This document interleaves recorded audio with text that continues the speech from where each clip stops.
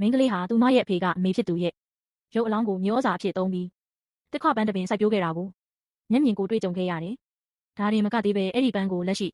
မိဖုရားခေါင်ကြီးထံဆက်သားခဲ့ပြီးမင်းသမီးရဲ့ကျင်ရတော်လည်းဖြစ်လာခဲ့တယ်။သူမဟာအိမ်အောင်ပြုတ်ပြီးကလေးရှိနေတဲ့လျှို့ဝှက်ချက်ကိုဖုံးကွယ်ဖို့အတွက်မိမိရဲ့သမီးရင်းကိုတောင်မိရှုပြီးအသေးတက်ဖို့စ조사ခဲ့သေးတယ်။အဖေလည်းဘာမှမတတ်နိုင်လို့ပါ။ညီးနဲ့ညီးမေရှိနေတာကိုသူများတွေသိသွားလို့လုံးဝမဖြစ်ဘူး။အဖေထွက်သွားပြီးတဲ့နောက်မှာမိန်းကလေးဟာနောက်ပတင်းပေါက်ကနေတိတ်တဆိတ်ထွက်ပြေးလွတ်မြောက်သွားခဲ့တယ်။စနစ်ကြပြီးနောက်မိန်းကလေးဟာထိတ်တန့်ပန်းဆိုင်ပညာရှင်ဖြစ်လာခဲ့တယ်။အဲ့ဒီအခါကျမှအမေဖြစ်သူမသေးသေးနိုင်ကြောင်းကိုသိလိုက်ရတယ်။စာအုပ်ထဲမှာမှတ်တမ်းတင်ထားတာကတော့အဖေစိုက်ပျိုးခဲ့တဲ့ပန်းဟာတားမြစ်ပန်းဖြစ်ပြီးလှပတဲ့မိန်းကလေးတစ်ယောက်ကပန်းမျိုးစေ့ကိုမျိုးချဖို့လိုအပ်တယ်။အမြင့်တွေပြီးတာနဲ့လေချောင်းထဲကနေအပြင်ကိုပေါက်ထွက်လာမှဖြစ်တယ်။လူနဲ့ပန်းဟာတသားတည်းဖြစ်သွားတာမို့လူသေးမှသာပန်းကညှိုးနှွမ်းသွားမှဖြစ်တယ်။ဒါကြောင့်အမေအသက်ရှင်နေအောင်မှတေးကြတယ်။ကောင်းကင်ကြီးကလည်းကူညီနေပုံရတယ်။ဒီနေ့မှာမင်းသမီးအိမ်တော်ကနေမိဖုရားကြီးထံပန်းဆက်တဖို့ပန်းဆိုင်ပညာရှင်တွေကိုခေါ်ယူနေတယ်။မိန်းကလေးလည်းဒါကိုသိတာနဲ့ရှားပါတဲ့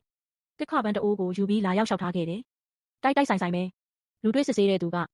လက်ရှိမင်းသမီးရဲ့ကျင်ရတော်ဖြစ်နေတယ်။သူကလွန်ခဲ့တဲ့10နှစ်ကသူမရဲ့အဖေကိုကိုယ်တိုင်တတ်ခဲ့တဲ့သူလည်းဖြစ်တယ်။မကြခင်မှာပဲမိန်းကလေးဆက်တလိုက်တဲ့ငွေတစ်ခါပန်းကြောင့်အဝိုင်းဝန်းတစ်ခုလုံးအံ့အားသင့်သွားကြရတယ်။သူမဟာလည်းအဖေဖြစ်သူရဲ့ရွေးချယ်ခြင်းကိုအောင်မြင်စွာခံလိုက်ရတယ်။မေကြည့်လိုက်စမ်းပါဦး။အဖေကသမီးကို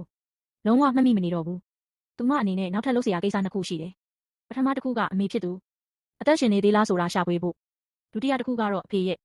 အရေးချုံမျက်နှာဖုံးကိုခွာချဖို့ပဲဒီနေ့မှာအဖေဟာလူတက်မှုကျူးလွန်ထားတဲ့စင်းရဲတဲ့စာတင်သားတစ်ယောက်ဖြစ်ခဲ့တယ်။အမှုစစ်ဖြစ်တဲ့အမေကသာ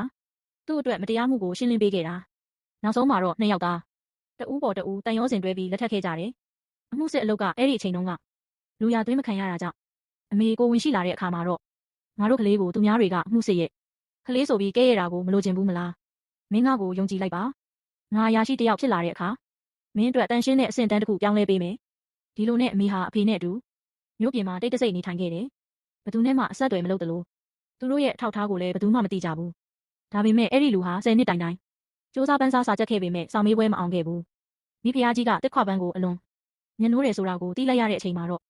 ရုပ်မှာကောက်ကျစ်တဲ့ထက်လန်းလေးတစ်ခုကသူ့ရဲ့စိတ်ထဲမှာပေါ်ပေါက်လာခဲ့တယ်။သူဟာရှေးဟောင်းကျမ်းစာတွေထဲကနေ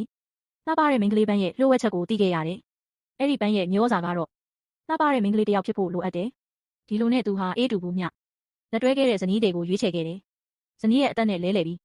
ရလာတဲ့လှပတဲ့မိန်းကလေးပန်းနောက်ဆုံးမှာတော့အဲ့ဒီလူဟာယာရုတက်ယုံတင်မကပဲ